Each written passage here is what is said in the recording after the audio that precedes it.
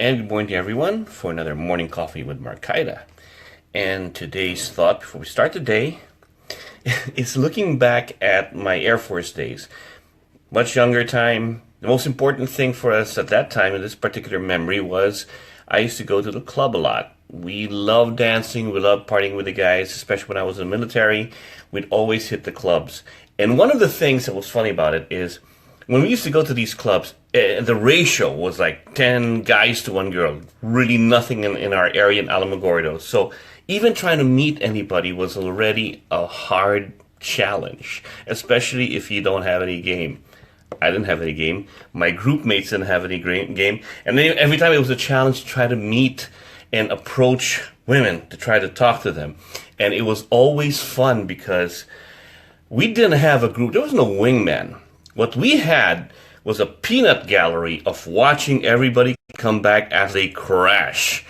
Crash and burn. Every time you go, watch, he's going to go. He gets some, goes in a circle and he goes in to try to talk and it fails and we're all there laughing. So that adds to the pressure and then the humility, or getting humiliated by failing to ask somebody to get turned down all the time and all. So it was a fun thing to do because we got used to it.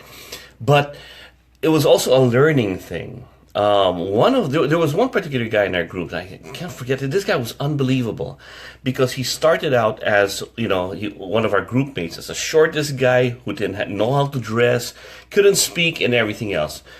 Then I got into martial art training, so that all my club days were gone. But when I started to come back once in a while, everybody's telling what a change there was in him.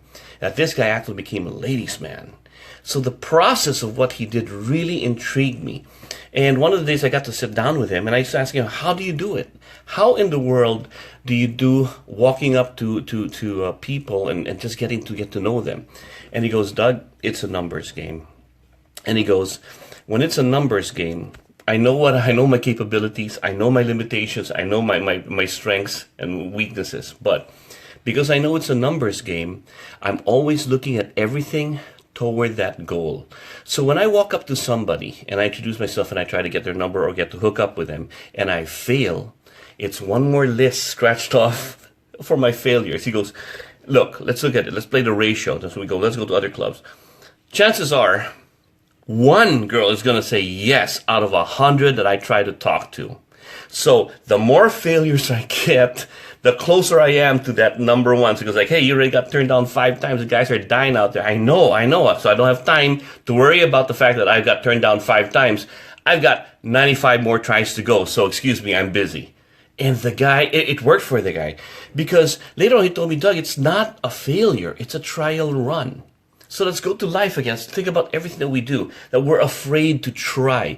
You ever get something like a brand new toy, or you're preparing for a test, or you're preparing for sparring, or you're preparing for any kind of project that you get trial runs. And in the trial runs that you're doing, you're trying to fix things and make it perfectly.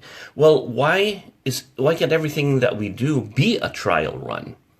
Because if you think about this particular thing, and if I fail, it's over, try to think of it as, this is my trial run till I get it right. See, there's no failure. There's no fear of failing. When you're doing trial runs, there's no fear of failing. There's only me trying to get this right. And when I'm right, I'll get to that goal. So, in essence, this is what the guy was trying to tell me. It's like, no, getting turned down is not a bad thing. I get to meet a lot of people. And, when you're putting your expectations to be just like this and you don't meet it, it's such a failure. But if you look at it as a trial run to perfect, the end goal or the route you're trying to get and make it work, it works well. It worked very well for him. So the challenge and thoughts for today is think about all the things that you want to try that you're afraid to do because you're afraid of failing at it. Well, in knife making, with the guys, always says, if you're not making mistakes, you're not trying hard enough. If you're not breaking your blades, you're not trying enough. For example, prototypes.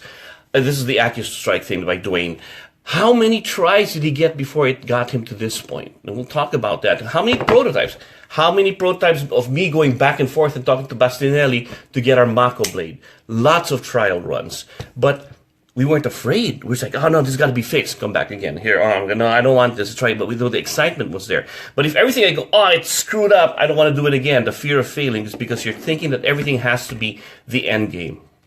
It's a trial run till you get it right.